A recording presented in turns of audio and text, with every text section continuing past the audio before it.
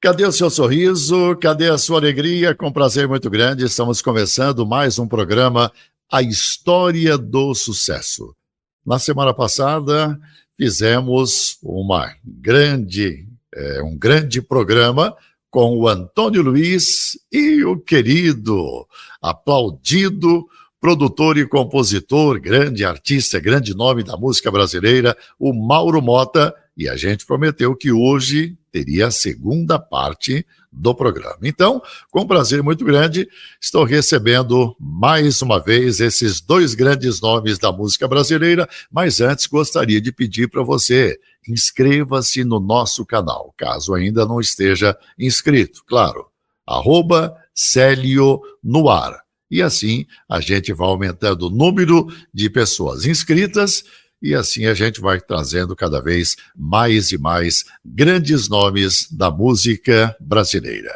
Com prazer muito grande recebendo mais uma vez nossos queridos amigos Antônio Luiz e Mauro Motta. Antônio Luiz e Mauro Motta. Prazer muito grande em recebê-los, em tê-los de volta aqui no nosso programa. Aplausos! Aí! Eu quase não gravava essa entrevista hoje. Por quê, Mauro? Porque eu peguei um avião à noite, de Marinha Árabe, que agora não lembro o nome, e fui para o deserto Saara, comprei um camelo, fui para o Oásis, que está mais fresco do que o Rio de Janeiro. Rapaz, eu quero até pedir desculpa ao pessoal de São Paulo, porque são pessoas que normalmente se vestem muito bem, e eu não tenho que botar camisa, porque onde eu estou não tem ar-condicionado, eu sou alérgico ao ar-condicionado. Então, as desculpas estão colocadas. Não, mas sem nenhum problema. O Toninho está lá também na praia da casa dele. Você foi para o deserto também ou não, Toninho? Mauro, não fui para o deserto, não, mas está muito quente, né? O Brasil inteiro está muito quente. Tá. Isso aí é a natureza um pouco revoltada com algumas coisas, né? É verdade. Mauro, se você puder subir um pouquinho mais a sua câmera, que está cortando um pouco aí o seu queixo. E assim, tá bem? Mas aí já melhorou bastante já. Peraí, um pouquinho mais para a sua direita, para ficar um pouco mais centralizado. Assim e já agora? Sim, melhorou bem já. Mas, Mauro, na semana passada a gente estava conversando, estava falando sobre a sua carreira, sobre os grandes sucessos, e eu gostaria hoje, já no começo, Toninho, se você permite também, a gente, no programa anterior, a gente comentou alguma coisa sobre o início do Mauro Motta, quando ele estava no Renato e seus Blue Caps, só que a gente não mostrou a capa do disco, e eu quero mostrar isso agora. Tudo bem, Mauro? Especial. Tem tempo que eu não vejo. Olha o Mauro magrinho de blusa branca do lado do Renato lá. Se você puder descrever, Mauro, quem são as pessoas que estão aí nessa capa, por gentileza. O primeiro do lado esquerdo de camisa preta é o Carlinhos, que lamentavelmente não está mais entre nós.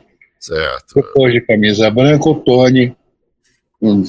Seria um Ringo Starr da época da Jovem Guarda. Ele tocava muito firme, sem muitas firuras, mas era uma máquina de precisão de andamento. Renato Barros foi um dos grandes melodias do país. Eu devo muito ao Renato por diversos motivos. Eu, magrela, né? Ainda estava bonitinho aí, estava meio galã, de camisa branca. A parte do lado esquerdo, o Cid Chaves, do lado direito, o maior contrabaixista com que eu já trabalhei, escondendo a barriga. Paulo César Barros. Paulo, o gênio, né? Gênio. Paulo e César a voz marcante da Jovem Guarda, para mim, a voz mais bonita da Jovem Guarda, né, como intérprete, o Ed Wilson, a voz mais bonita. Agora, Roberto Carlos como Pelé, está acima de qualquer coisa. Sem dúvida. Roberto Carlos está acima de qualquer coisa. Toninho, alguma pergunta já assim para o Mauro nesse momento? Esse é um dos discos, ele é especial e realmente é um dos discos mais importantes da carreira do Renato e seus Blue Caps, porque foi quando eles realmente saíram um pouco do Chacundum e eles veio com uma proposta assim, tipo, sei que é pecado, mas não pode, um ataque maravilhoso, não é não, Mauro? Também tinha umas coisas meio baquianas.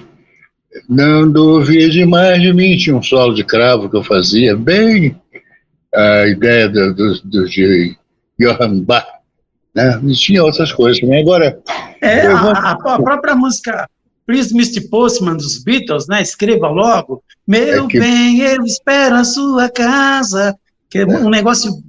Esse disco é muito bom, maravilhoso. É um disco especial e na época fez um tremendo de um sucesso no Brasil inteiro, né?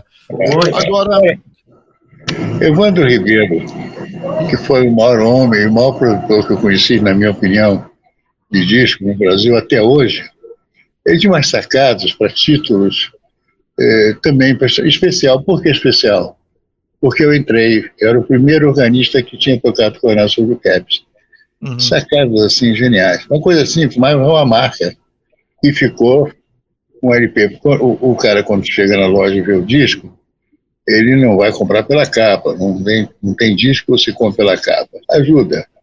Né? Senão ninguém comprava capas, discos de recônicos, só com figuras de pessoas que não eram recônicos. Mas o título especial, com as fotos dos artistas, marcou também e chamou atenção para que esse disco fosse vendido além do repertório. Perfeito. Legal, né? Mauro, deixa eu aproveitar, já que a gente está falando lá do começo da sua carreira.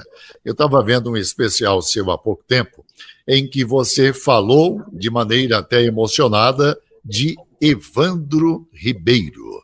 Quem foi Evandro Ribeiro na vida do Mauro Motta? Foi tudo.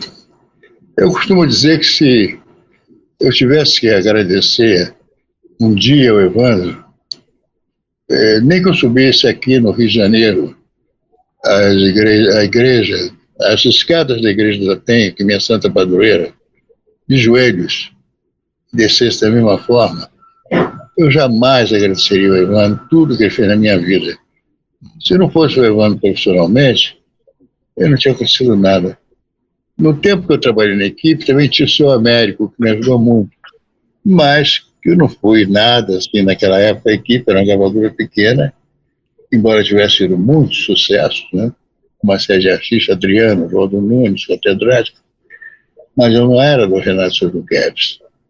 Então, eu devo tudo ao Evandro. Depois Evandro, da minha vida inteira. Eu fui uma época, por exemplo, que eu não tinha sucesso como produtor, e ele vai mandar embora. Aliás, o Evandro só mandou um cara embora, que era cunhado dele, e ele disse que foi o único arrependimento que teve na vida. Depois esse cara fez uma falcatrua muito grande, junto com o gerente de um banco, e acabou que o Evandro saiu. O Evandro até nessa época pensou em se suicidar. Nossa. E só não se matou, porque ele conseguiu a ajuda espiritual de um centro espírita lá em Pedra de Guaratiba, onde estavam Chico Anísio, os comediantes Walter Dávila Filho, Ema Dávila Filho.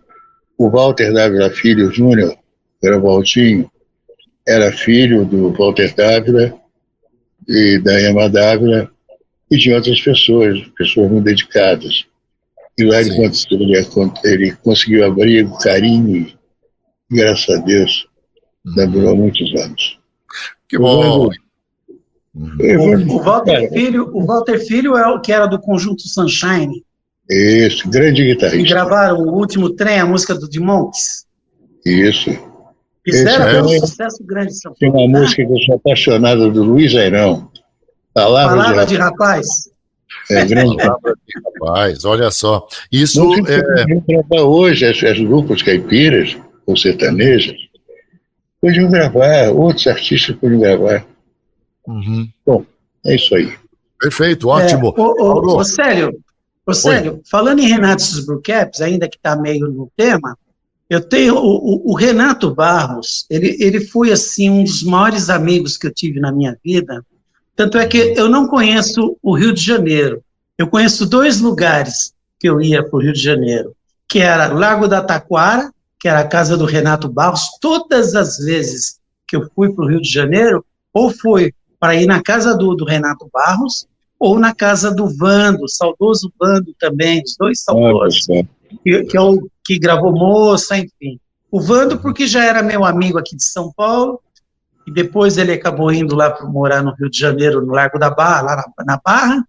E o Renato Barros, eu fiz, quando eu estourei o Tique-Tique Nervoso, eu fiz uma amizade muito grande com o Renato Barros, então todas as vezes que eu ia para o Rio... Mas assim, ia para o Rio de Janeiro, mas era obrigado a ir para o Maracanã assistir o Flamengo, ele obrigava a gente a torcer para o Flamengo, esse era o Renato Barros. Eu posso fazer uma vírgula? Acabou se tornando meu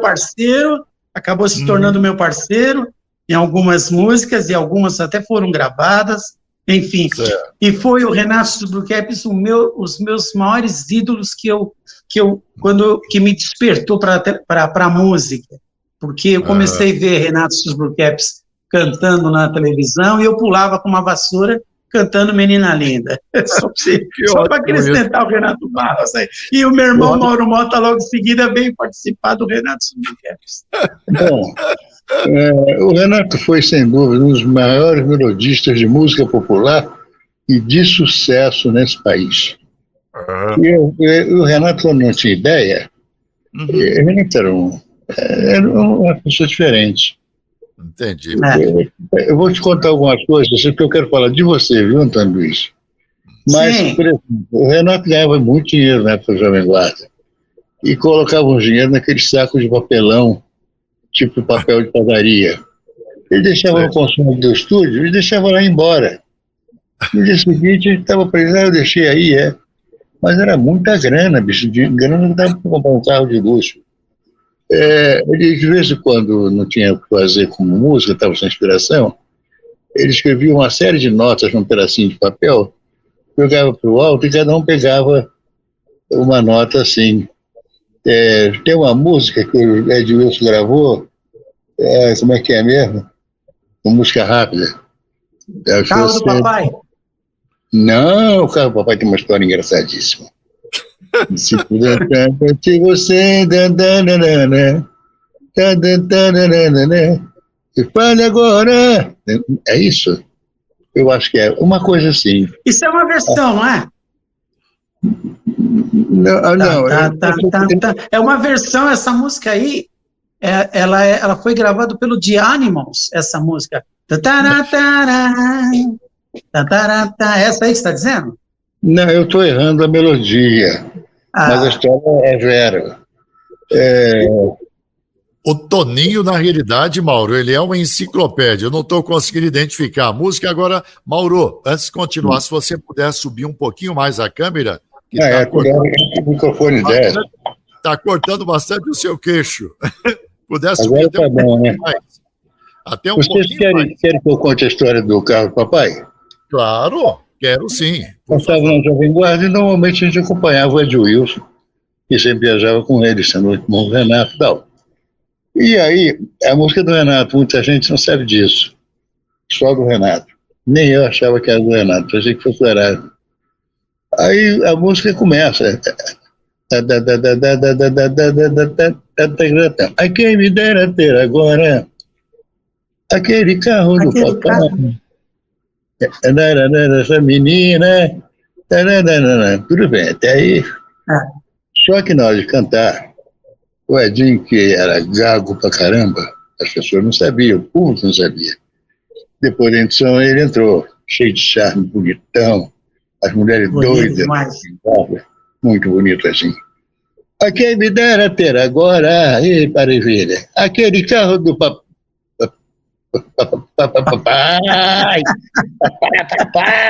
Isso é um escândalo. O César, ele cai no chão, se urina, fica rolando e se urina. Eu era assim, meio na minha. Todo mundo uma gargalhada, e o auditório idem, bicho, aquele fechado. Aí o Roberto chamou, veio, chamou os comerciantes, tirou a gente de lá.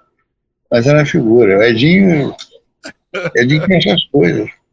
Contava Agora, piada. que cantor maravilhoso que era o Ed Wilson, viu? Nossa, que cantor maravilhoso. Bicho, acompanhar o Edinho, como eu acompanhei algumas vezes no estúdio, só de piano, ele cantando aquela voz.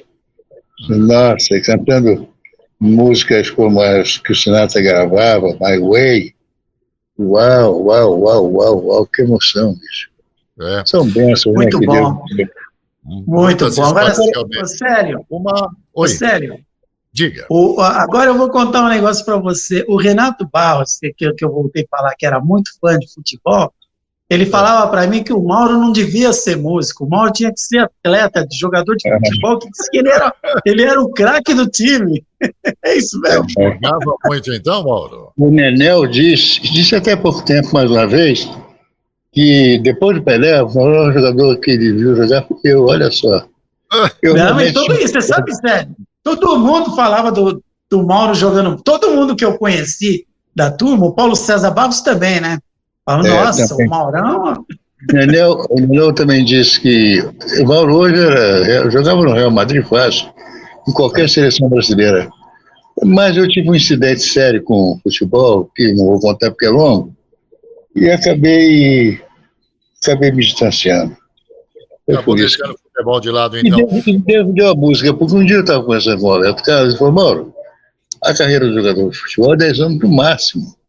Eu diria até 6, 7 anos, quando ele entra no auge, acabou. Quando o cara está bem, ganha seu dinheirinho, já tudo certo, fica na glória. E quantos milhares, talvez milhões pelo mundo inteiro não têm essa glória e acabam uma situação muito difícil de viver.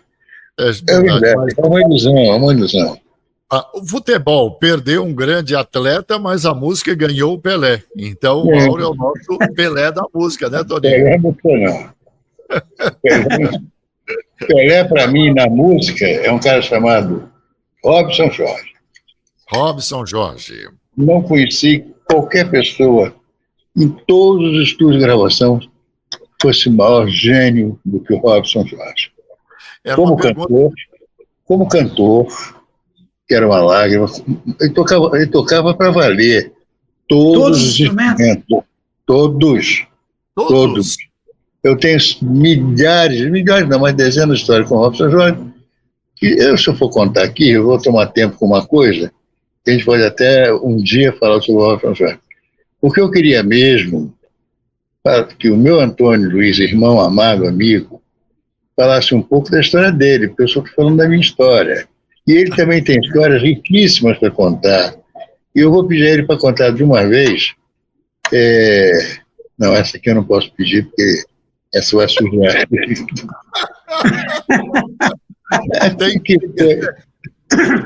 Essa vai dar uma bronca danada. A patroa disse, sabe disso, mata ele. É brincadeira. Agora, e como é que foi a sua história com Paulo Sérgio, cantor? Pronto. O Paulo Sérgio, saudoso Paulo Sérgio. O Paulo Sérgio, no final dos anos 70, ele já era um grande artista, já tinha estourado, já estava no auge da carreira dele. E eu tenho dois amigos, o Arlindo e o Roberto. O Roberto era o baterista e o Arlindo tocava contrabaixo.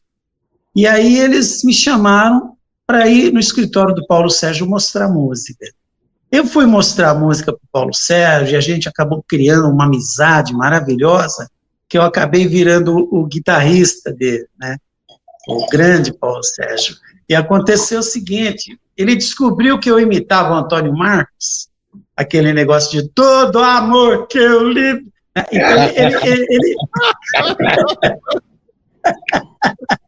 Ele para sacanear, porque o Silvio Santos, na época dos galãs Canto e Danço Domingo, criou assim, uma rivalidade entre Antônio Marcos e Paulo Sérgio. Tipo, num programa não podia ir o Paulo Sérgio porque estava o Antônio Marcos e vice-versa. Então ele me colocou para tocar guitarra com ele, mas ele fazia assim, você vai abrir o meu show, e cantando igual o Antônio Marcos, né? E aí começava, todo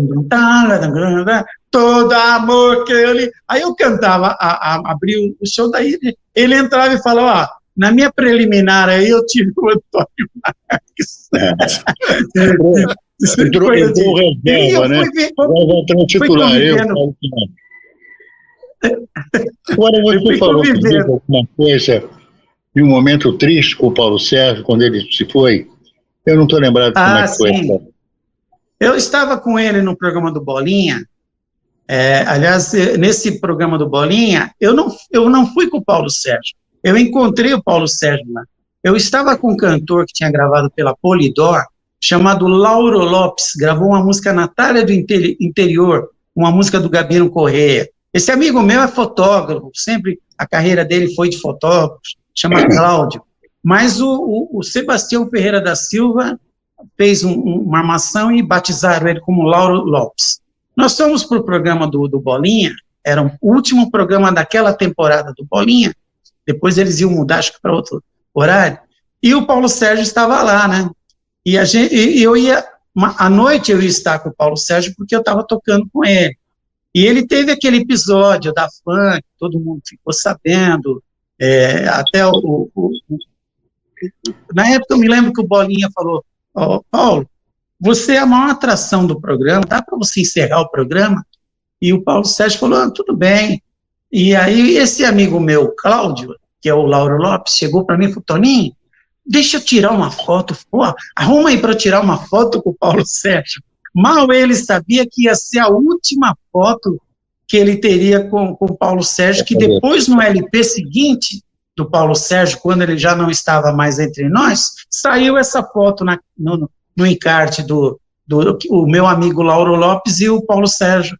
Acontece o seguinte, nós fomos para um bar, tomar um refrigerante, enfim, ele teve um episódio triste com uma fã, sair correndo, aquelas coisas tudo, e ele estava numa fase triste da vida dele, de separação e tudo. Eu lembro que ele tomava muito aquela cartela de Melhoral, e às vezes bebia pinga e tomava Melhoral, e pinga e Melhoral. Bom, aí ele cantou no programa do Bolinha. Quando nós fomos ter o show à noite, ele entrava cantando No Dia em que Parti, que era a abertura desse show aí do circo, e no circo, na verdade, ele cantava 7, 8 músicas, passava a mão no dinheiro e ia para outro circo. Às vezes era 3 circos por dia, né? Nessa época, os cantores faziam muito circo. E eu me lembro que ele cantou a primeira música No Dia em que Parti. Quando ele estava cantando a segunda música, que é Não Creio em Mais Nada, que é exatamente um momento que ele estava vivendo, que a música fala, não sei o que faço, a minha vida é uma luta sem fim, me sinto no espaço, o tempo. Essa música aí, que é uma música do saudoso Totó também. Ele caiu, e aí o pessoal começou, o que houve com o Paulo, o que houve? E aí a gente continuou tocando e cantando outras músicas, aquela coisa tudo. Passado uns 15 minutos, o dono do circo, que era o Marquinhos, Circo Bandeirantes, chegou e falou, olha, sinto muito, mas o Paulo foi para a UTI. E, infelizmente, ele veio falecer na madrugada de segunda para terça. O Paulo Sérgio, para quem não sabe, é esse cantor aqui. Tem muita gente que não sabe hoje quem é o Paulo Sérgio, né? Então, esse até é um compacto duplo dos grandes sucessos dele.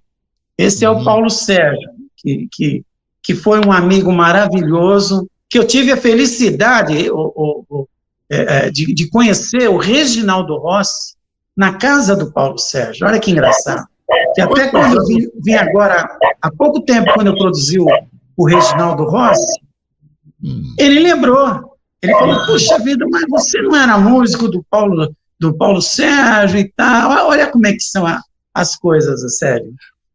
Quantos anos tinha o Paulo Sérgio quando ele morreu? Você lembra, Toninho? O Paulo Sérgio faleceu com 37 anos. 37 anos? De 37 para 38 ele tinha, essa faixa. E na época ele era um artista comparado com um artista hoje, mais ou menos, como qual? O Paulo Sérgio, ele faleceu, acho que foi em 80, acho que foi em 1980, por aí. Ele tinha o quê?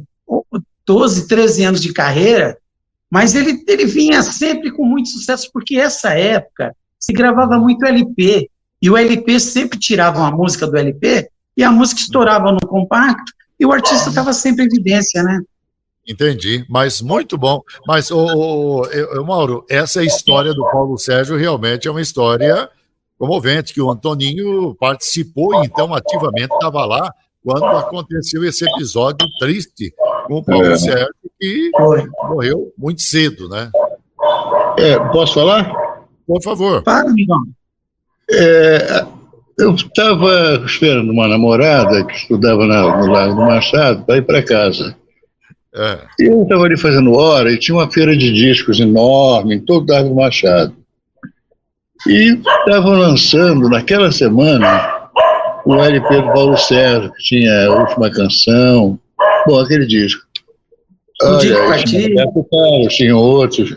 Bom, rapaz, eu fiquei assustado, porque eu ainda não estava no meio musical, profissionalmente. Eram pessoas que levavam 2, 3 de cada vez discos do Paulo Sérgio. Foi de onde ele realmente arrebentou, estourou, e se tornou uma ameaça. Não digo a carreira, mas as vendas do Roberto Carlos. Tem uma venda, não sei quanto, mas foi quando apareceu a LP Inevitável, que o Roberto ficou zangado com o Evandro. Isso foi ideia do Evandro. Porque não precisava ter feito isso, realmente não precisava. O Evandro ficou na bronca, entende? Mas realmente o Paulo Sérgio cantava igual, exatamente igual ao Roberto Carlos, o que é muito ruim, e todos os artistas imitam alguém, isso é normal. Mas depois segue o seu caminho. E o Paulo Sérgio, no timbre dele, da forma de cantar, principalmente na forma de cantar, não seguiu para outros caminhos, não teve a sua personalidade própria.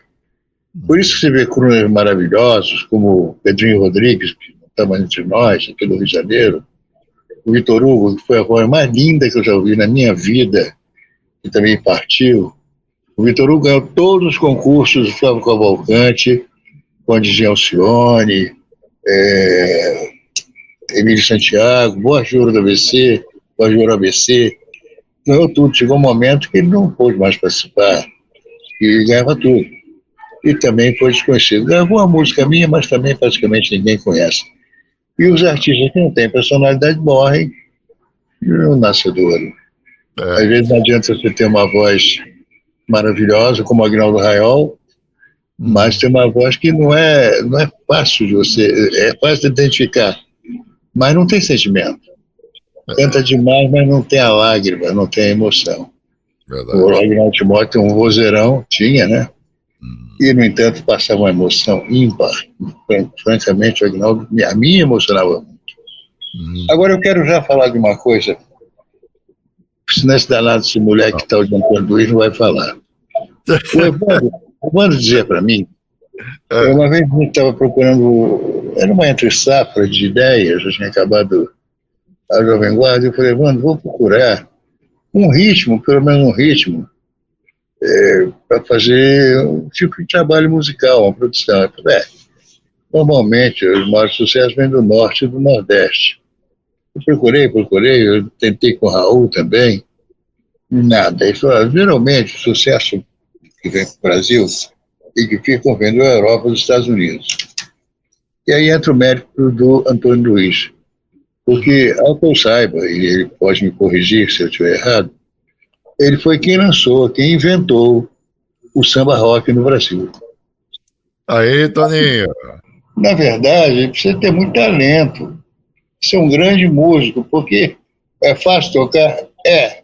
Mas precisa ter um molho diferente de uma coisa muito próxima, que é o molho do Jorge Benjor.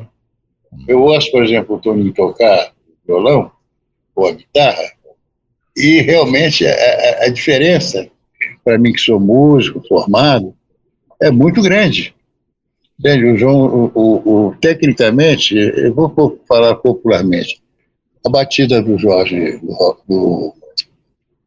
Ben é uma batida mais dura, é um pouco mais seca.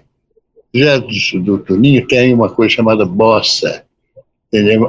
Por incrível que pareça, para mim cheira mais ao balanço das músicas do Rio de Janeiro do que de São Paulo, ou do Brasil. Então isso é um achado, é um presente de Deus, com certeza, fora o talento que ele tem. Agora eu quero falar de um cara que eu sinto muita falta, um irmão querido que eu conheci há muitos anos atrás, por mim também, que é o Macaquinho, o Luiz Wagner. meu compadre. Muitas histórias, muitas histórias. Eu lembro que uma das músicas que eu gostaria de ter feito na minha vida foi Como Vou Deixar Você Se Eu Te Amo. Simples, mas é de uma beleza incrível. Fala tudo do Macaquinho. O compadre, meu compadre, Luiz Wagner, ele foi praticamente uma das primeiras pessoas que eu conheci, porque eu conheci quando eu era engraxate, há 53 anos atrás. Você entendeu? Ou mais. Engraxava o sapato dos artistas em frente à TV Excelsior, e um era ele.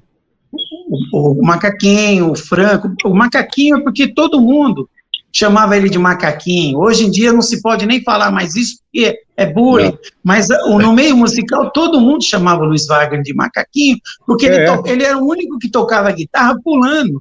Era uma coisa difícil na época, entendeu? Então todo mundo, mas o mestre Luiz Wagner, eu conheci ele ainda, eu era garoto.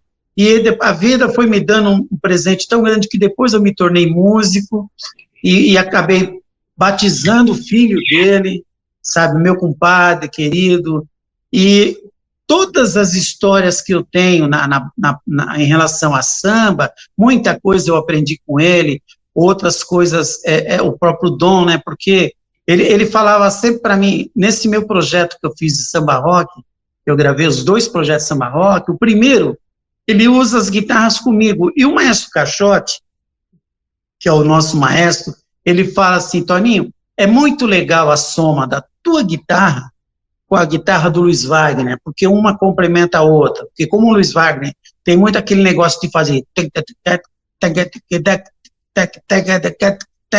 e eu já sou mais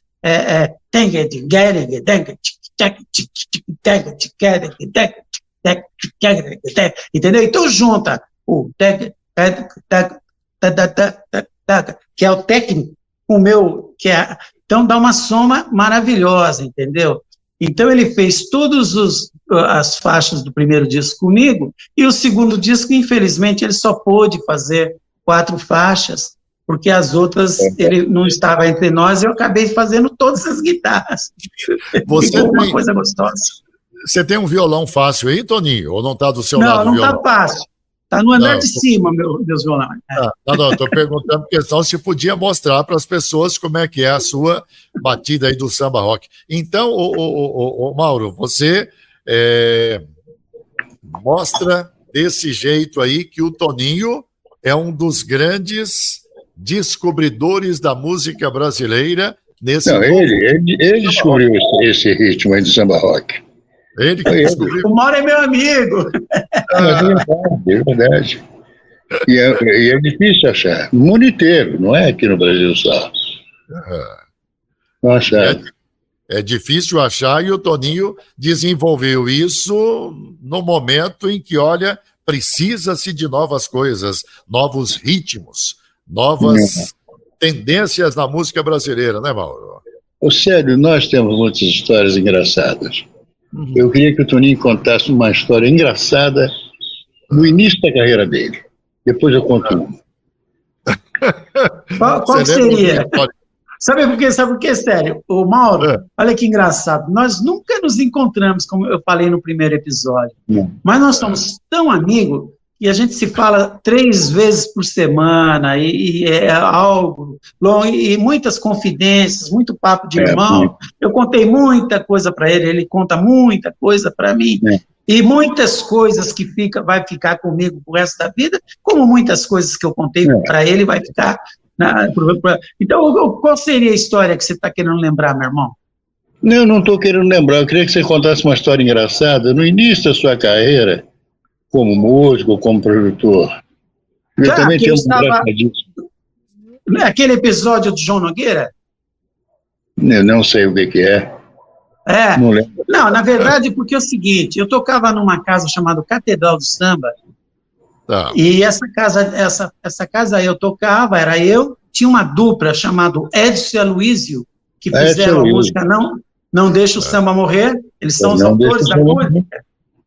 E a atração dessa casa, a maior atração, era um cantor saudoso Peri Ribeiro.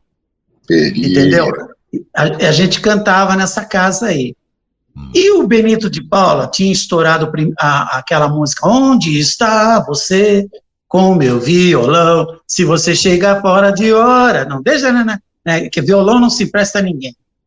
E ele ia gravar o próximo LP dele com a produção de um produtor chamado Alfredo Borba. Alfredo Borba. Alfredo Borba. Gustavo Cavalcante, o Santos. Jurado, Então, esse é Alfredo Borba aí. E aí o Edson Luiz falou, pô, Toninho, você tem umas músicas aí interessantes, e você não quer levar nada lá para a gente mostrar para o Alfredo Borba, né? Eu falei, pô, se eu tiver oportunidade, não vai... eu vou levar umas músicas lá, vamos junto com a gente, né? Só para resumir a história. Aí eu cheguei lá, estava o Benito sentado no piano, no canto. O Benito a gente já conhecia da noite paulistana, né? Da própria Catedral do Samba. Aí eu estava lá, e aí todo mundo mostrando música. Quando eu cantei minha música, que eu nunca esqueço, uma música chama Vida de um Poeta, que eu me fiz poeta para falar da minha vida, minhas horas tão sofridas, desenganos, ilusões. Comecei a cantar música. A hora que eu acabei de cantar a música, o Alfredo Borba virou para mim, isso aí é música para quem tem mãe na zona e pai viado. Eu abaixei a cabeça, meu irmão, e comecei a chorar, velho. Eu comecei a chorar, e todo mundo que estava na sala virou e falou, pô, Borba, você não pode fazer uma coisa dessa com o garoto. Aí eu comecei a chorar, e eu saí de lá assim, meio perturbado, né? Saí de lá, eu morava no bairro da Brasilândia, e eu estava aqui no estúdio da RCA ali com o pessoal, na Veridiana, que tinha um pianão lá, e eu saí andando, e eu falei, puxa, mas a melhor música que eu tenho, o cara disse que é isso aí que ele falou, eu abaixei, falei, então, eu vou ter que parar com a minha carreira, eu fui chorando. Só que no meu caminho, para ir para minha casa, a pé, eu passava pela TV Cultura, aqui na Água Branca. Sim. E a hora que eu estava passando, eu estava com o violão nas costas, parou um táxi, na TV, já próximo à TV Cultura, parou um táxi, e me viu chorando, velho, e ele veio até mim, o cara. Você já vai saber quem é. Ele me viu chorando, ele falou, mas por que você está chorando? Aí eu contei a história para ele, ele falou, canta a música para mim. Eu cantei a música para ele, ele falou, sabe por que você está chorando? Você vai ser um dos maiores compositores desse país. Olha. Levanta a cabeça, porque isso faz parte da vida. Sabe quem é essa fera? Eu me emociono, velho. Porque ele salvou o homem ali, sabe? Chama-se João Nogueira. Que é isso?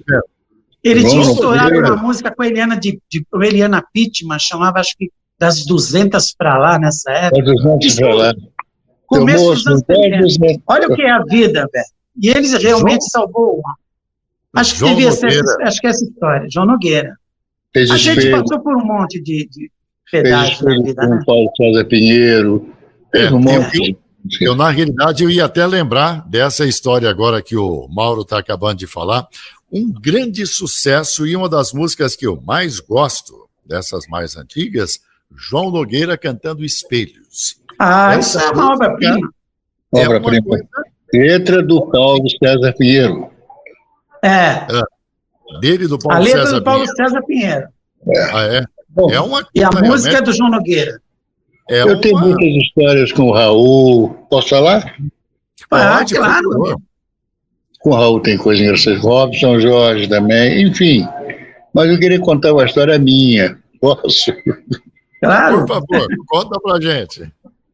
Eu já estava no conjunto do Renato, mas só tinha gravado como músico com a banda. Um dia o seu Gilson de Freitas Melo ligou para minha casa e falou, Mauro, vem aqui gravar amanhã na CBS, você pode? Eu falei, lógico. Aí fui para lá. Fiquei na porta da CBS, na rua Visconde do Rio Branco, 53, aqui no Rio de Janeiro. Do lado esquerdo, em frente, na esquina da rua República do Líbano, tinha um restaurante, tipo um fast food e tal. Mas a comida era boa mesmo. Aí cheguei lá, eu não tinha visto ainda, estava o Pachequinho, mais Pachequinho. E o Renato Alves, Pachequinho, com um sonho. Bom, se eu ensinar, eu entro em outras histórias. Aí ficamos batendo papo, eles já estavam almoçando, eu pedi o meu almoço e tal. Ele falou, você veio gravar hoje? Eu falei, me chamaram. Mas disseram, Guedes, não. Não disseram o que é, não. Ele falou, então deve ser uma gravação minha, com orquestra. Eu falei, tá bem, você já tocou com orquestra? Eu falei, não. Mas você lê para a pauta musical? Eu falei, leio, eu sou formado como pianista, leio fácil. Você já tocou o Tico no Fubá? Eu falei, já. Eu toquei. Então você tem qual é o tom Mi menor, seu tom original. Tá bom. Só que nós vamos gravar em Fá sustenido menor. Eu falei, tá bem. Aí eu pensei nos acidentes da clave e tal. Eu falei, mas tá tudo bem.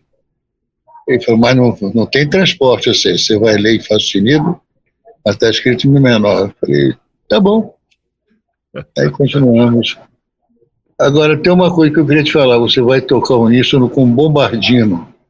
Um homem que toca Bombardino, é o primeiro Bombardino do Teatro Municipal do Rio de Janeiro. Eu sabia que tinha Bombardino. Não sabia o que era realmente um Bombardino. Eu falei, tá bom. O Alto já tinha ouvido falar, violino. Eu falei, mas olha, tem um detalhe aí que eu acho que você tem que tomar cuidado. Eu falei, pá. Ele é uma pessoa que não admite que ouça um pequenino erro na hora que você estiver tocando. Eu falei, o que eu faço? Você faz o seguinte, lá tem uma quitanga, compra banana. Eu falei, mas por que banana? Porque ele é doido de banana. Ele realmente é apaixonado por banana. Se acontecer, tomara a Deus que não, que você esteja gravando, e ele perceber que você teve um deslize pequeno, ele não vai falar nada, ele vai levantar, ele usa um óculos, ele vai levantar, um bombardino na mão, e vai descer, vai sentar, mas aí você vai lá, passa escondidamente, porque os violinos e o violoncelo tocavam juntinho da gente, assim, 1,5 metro de distância. Você entrega uma banana para ele na moita, tá bom. Aí fui eu falei, bom, então eu vou para lá, e olhei a partitura e tal, não tem problema. Devo ter tocado uma vez, se toquei, fiquei esperando a gravação. Um Bruninho com as bananas, eu botei assim do lado esquerdo do piano, na parte onde tem a madeira, onde não tem o teclado. E fiquei ali. Daqui a pouco veio o maestro e tal, fizemos uma passagem, um ensaio, aí entramos, o Evandro nos chamou, era uma orquestra enorme, e estava lá o biombo, onde o moço ia chegar, o bombardino, mas ele não tinha chegado, estava atrasado. Mas ainda estava no ensaio, eu fui lá para dentro, e levei o saco de banana. Aí tocamos e tal, voltamos tal, gravamos mais uma vez. O Evandro chamou para ouvir, que isso era normal, às vezes até para consertar uma coisa em outra. E lá eu outra vez fui volta com o Tony, que é um filho da puta, falou assim, o que é isso aí? Eu falei, as bananas, rapaz. Não, falei, é um presente que eu estou levando para minha mãe. Deixa eu ver, já vinha pegando. Ela falou, não. As bananas debaixo do meu braço. Aí tudo bem. Isso aconteceu mais 2 ou 3 vezes. Uma hora, bombardino, nada. Eu não podia deixar que ninguém tocasse naquilo. Eu fui no banheiro, fiz um xixi, voltei, esqueci, até numa casa que a gente está, em cima do console, o pacotinho com as bananas. Quando eu voltei, entrei, fiquei gelado. O meu salvo-conduto tinha ido para o espaço. Estava todo mundo comendo a banana e rindo pra cacete. Eu queria matar, simplesmente matar o Pachequinho e o Renato. É uma mentira do cacete, bicho. E essa história ficou famosa pela minha inocência. É muito legal, muito interessante. Ô, Mauro, se você me permite, estou me lembrando, na gravação anterior que a gente fez, no programa anterior, você comentou um negócio comigo, que o sonho seu é ter uma música sua gravada por Christian e Ralph.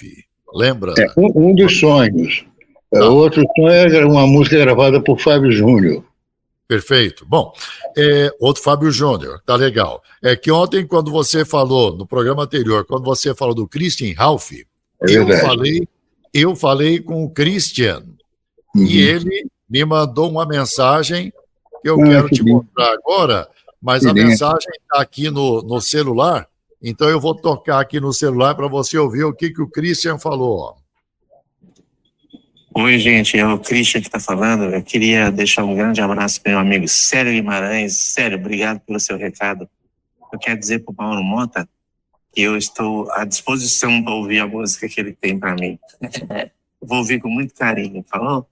Eu tenho muita admiração pelo trabalho que ele já fez, o trabalho dele com o Roberto Carlos, que é o nosso rei, que eu tenho muitos agradecimentos para fazer. E obrigado pelo carinho de ter uma música para mim. Valeu? Vou ouvi-la com o maior carinho do mundo. Pode mandar. Vamos fazer uma gravação de sucesso. Deus te abençoe. Um abraço, Célio. Pois é, enquanto ele tem essa atitude honestamente bonita, né? Já a situação do outro, que eu não vou falar o nome, eu tenho aquela atitude tão feia, sabe? Mas essa do Christian, então, aí, quando você quiser, deu para ouvir bem a mensagem dele aqui pelo celular? Ouvi, perfeito. Aliás, obrigado, Christian. Obrigado, vai ser uma honra caso vocês gravem. Aliás, eu vou ver se eu faço contando Luiz, que eu não tenho feito música sozinha, né? Tá vendo? E a gente vai tentar, né, Toninho? E aliás, nós temos, né? Nós já temos algumas aí, mas vamos aguardar. Vamos ver. A gente pode tentar sim. Pega uma música e eu gostaria, Toninho, de fazer esta ponte, se for o caso, tendo a música, vou passar para Christian, tá aqui a música, vamos botar em conjunto e vamos pensar, fazer Maurão. Acontecer. Vamos pensar. Aliás, eu tive uma felicidade muito grande de ter produzido Christy e Ralph, já faz tempo que eu não falo com eles, e também uma das músicas que eu gravei tanto com o Christian sozinho, como eu gravei com o Christy e Ralph também. Quando eu gravei com o Christian sozinho, ele gravou uma música que inclusive tocou muito, foi Só Engano, ela tocou tanto com ele que o Zezé de Camargo e Luciano resolveram regravar a música, que fala: foram só palavras no calor da paixão, promessas que não deixam sonhos no coração, enfim. E é muito bom cantar, porque essa dupla é fantástica, para mim é uma das maiores duplas do nosso país. Agora eles estão separados, né? Eles estão fazendo carreira solo, individual. Mas dá para poder, quando tiver, então, vamos fazer essa música ser sucesso aí, se Deus quiser. Ô Mauro, eu gostaria de voltar um pouquinho no tempo e te perguntar algumas coisas. Alguns artistas, grandes artistas, tiveram uma carreira muito curta. E eu gostaria que você falasse alguma coisa a respeito, por exemplo, da Isolda, que fez uma música, não uma, né? Mas talvez o maior sucesso dela, na voz do Roberto, foi Outra Vez, né?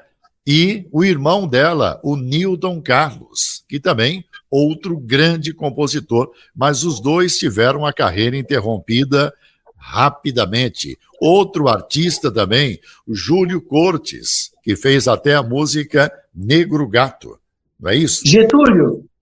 Getúlio Cortes, desculpa. É isso mesmo? Esses que tiveram... Por que um artista tão bom como esses tiveram uma carreira tão curta, tão interrompida? Existe alguma explicação para isso, Mauro? Bom, o Milton Carlos, lamentavelmente, no auge das suas composições de sucesso, naquela época, gravar uma música com Roberto Carlos já era um sonho. Teve disco, pelo menos um disco, ele gravou duas. Eu sei que eu tenho um jeito estúpido de amar, e gravou Jogo de Damas, e gravou mais coisas. Jogo de Damas. Mauro, eu posso falar bem do Milton Carlos, porque o Milton Carlos era muito meu amigo. A Isolda, eu vi a Isolda poucas vezes, mas o Milton Carlos era muito meu amigo, porque ele não saía aqui do barzinho da RCE aqui na Veridiana. Então eu me lembro muito bem quando ele chegou para mim e falou assim, quando ele trouxe a música Dados Biográficos para o Antônio Marcos, em 1974, esse LP, e a gente estava assim, ele falou: Toninho, você não acredita, eu vou gravar com o Antônio Marcos, né? Que é aquela música que fala: sou do tipo esquizofrênico para viver, eu finjo que são dados biográficos. Aí, logo depois, ele falou para mim, Toninho, eu tô com uma ponte aí, que eu vou mandar uma música para o Roberto Carlos. E aí eu falei, puxa, que coisa, você conseguir. E a primeira música que ele gravou com o Roberto Carlos foi Amigos, Amigos, dele e da Isolda. Tanto tempo de nós, sabe? Tanto tempo de nós dois, não sei por que pouco depois não existe mais. Tantas cartas já escritas, tanto, enfim. No ano seguinte, ele gravou uma música que chama Elas por Elas, com o Roberto Carlos. Lindo. Elas por Elas. Eu digo bem do Milton Carlos porque era muito meu amigo. No outro ano seguinte, ele gravou duas, Um Jeito Estúpido de Amar e Pelo Avesso. E ele não chegou a ver essas gravações porque ele morreu num acidente de carro com a noiva dele. Tem uma música que, se não me engano, chama-se Jogo de Damas. Jogo de Damas. Jogo de Damas. Também. Sim, também Milton Carlos. Milton Jogo Carlos. de Damas. 5 músicas em 2 anos, outra coisa. 3 no máximo. Jogo de Damas é uma grande sacada. Que ele coloca a mulher como que é uma prostituta, se não me falha a memória, de uma forma elegante, né? Assim como eu e o Raulzito fizemos Darling, e que também serviu de base para a música que o Daí Zé gravou, que é o primeiro grande sucesso. Vou tirar você desse lugar. Exatamente. Tem todas elas muito elegantes, com respeito. As prostitutas têm que ser mesmo respeitadas. Mas eu vou te falar também com relação a isso. A primeira vez que eu vi o Milton Carlos cantando, eu falei com o Evandro, Evandro, se prestar atenção na voz do Milton Carlos, ninguém grava essa música. Ele tinha uma voz muito feia. Aguda? Mas um agudo feio, não é nenhuma coisa assim. Era uma voz de mulher, né? Ele tinha literalmente uma voz de mulher. Agora eu vou contar uma coisa para vocês que vocês não sabem, pouca gente sabe. Ele tinha acabado de falecer, lamentavelmente, e eu estava na casa do Evandro, lá na Urca, e chegou a fita da Isolda, e nos ouvimos. A Isolda cantava muito mal, entende? Ela não era uma cantora assim que colocasse... E não adianta você cantar pouco, ou melhor, você pode cantar pouco. O Marcos Vale, por exemplo, tem uma voz pequena, e o Roberto sempre falou, Mauro, é um perigo, você tem que prestar atenção na música. Se prestar atenção no Marcos cantando, você grava tudo dele, e é verdade. O Marcos Vale todos nós conhecemos. E aí, mostrou a música. Eu falei, Evandro, a letra de umas coisas boas, mas isso aí se troca, mas a melodia não era nem perto dessa... É que eu não tenho essa música mais, ninguém tem. É coisa que a gente não guarda no cassete. E a melodia não era coisa... Além da visão de cantar mal, com todo respeito à nossa amiga que partiu, ela não passava nada. Mas aí o Roberto, dessa parte, que é a segunda parte da música, aquilo ele tem muito da forma de cantar e o dedo do Roberto Carlos. A letra não me lembro tanto. Aí eu ainda falei assim, Evandro, devido a essa situação, que eu achei que o Roberto podia não gostar, não queria gravar, eu lembro assim, que eu falei para o Evandro, tenho que gravar isso pelo menos em memória e respeito ao trabalho do Milton Carlos. Falei, é isso aí, é isso mesmo. Ele gravou, graças a Deus, é um dos maiores. Virou um clássico. Virou um clássico. Mas, inclusive, essa pergunta que eu fiz para você foi o meu padrinho de casamento, eu acho que você conhece ele também, Mário Tadeu, que era produtor da Hebe Camargo, diretor do programa da Hebe Camargo durante mais de 20 anos. E hoje eu estava conversando com o Mário Tadeu, falei, Mário Tadeu, eu estou entrevistando o grande Mauro Motta, e falou, puxa vida, sério, eu nem sei se ele vai lembrar de mim, mas olha, pergunta para ele sobre esses artistas de carreira curta, o que aconteceu com esses artistas, inclusive um deles que ele citou, e eu não sei se vocês concordam também, o Luiz Airão. Luiz Airão, que foi um artista de grande sucesso durante um período curto. E depois... O Luiz Airão, posso falar? Por favor. Com todo respeito, Márcio, eu não acho, não.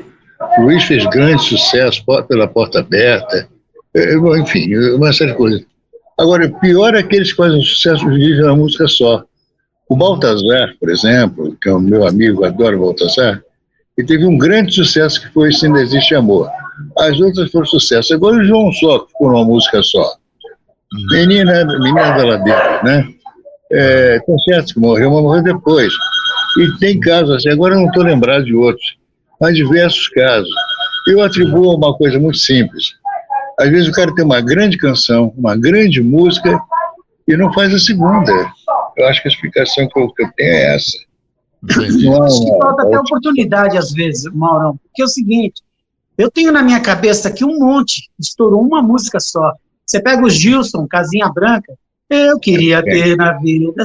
Pega o Marcos Sabino, Reluz, brilha no céu de novo, uma estrela. É uma música só. O Renato Terra. O João Bosco, eu sempre esqueço o nome dele. Quem? O irmão do João Bosco.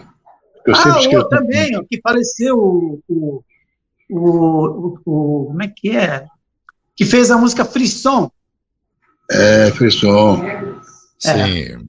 Eu não lembro agora, mas exatamente. O Yahoo também foram uma música só. Tem muitos artistas, né? Mauro, eu gostaria de perguntar para você, você falasse um pouco da rapaziada do Roupa Nova, que gravou várias bases com o Roberto Carlos, quer dizer, grava com todo mundo, né? São tudo gênio, mas eu gostaria, porque eu sou encantado por todos eles. Eu tive a felicidade de gravar com a Joana, fui produzir a Joana no estúdio do Roupa Nova, e o clima, o astral que eles criam para a gente trabalhar com eles, é uma coisa tão fantástica. Ali eu nunca vi tantos irmãos e tantas pessoas em prol de uma coisa de grande qualidade, porque tudo que o Roupa Nova faz é de muita qualidade, né? Eu gostaria até de citar assim para você, por exemplo, quando eu produzi ele que eu fui com a Joana, e musicalmente eles fazem a gente chorar.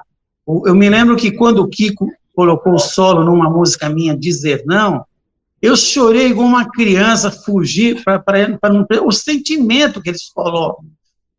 Até tem, acho que um depoimento, né, Célio, seu aí.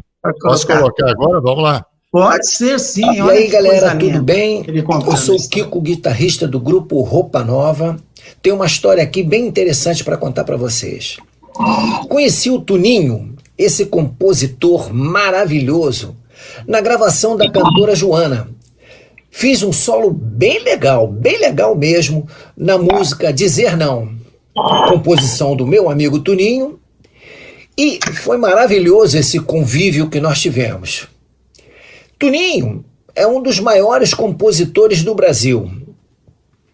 Ele sempre foi um grande batalhador, começou aos 12 anos como engraxate e hoje tem quase, ou mais, 1000 músicas gravadas com todos os artistas do Brasil. Muita gente mesmo. É um cara batalhador, com certeza um dos maiores batalhadores que eu conheço.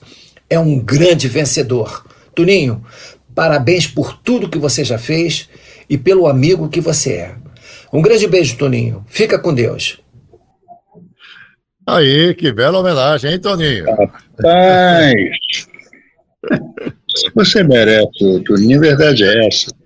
Não é pela pessoa que você é, seria também, mas você é um grande, você é um puta, eu não gosto de falar os nossos, você é um puta músico, cara, eu já falei isso. Porque não basta ser só o cara que conhece de batida no violão. Eu fiz uma sacanagem contigo. Eu não te falei quais eram os acordes de uma música. Eu sou craque em harmonia. E te mandei uns acordes cabeludos, difíceis, e você tirou com a maior facilidade. Falei, rapaz, ele pegou essa coisa, menina danada, eita, garoto danado. Agora, e tu Roupa Nova, eu só tenho lembranças boas. Eu vou exemplificar algumas. Não há um músico ali médio, são todos geniais e alguns gênios, né? Eu não vou citar quem são os gênios, seria indelicadeza. Por exemplo, o contrabaixista, como é o nome do contrabaixista? O Nando. O Nando, eu vi um show que ele começou a dizer um texto dificílimo de se desenvolver, E falou assim uns 15 minutos, mas se sai 15 minutos de show falando, é um saco. O povo em silêncio ouvindo, tinha 30 mil pessoas aqui em Guapimirim.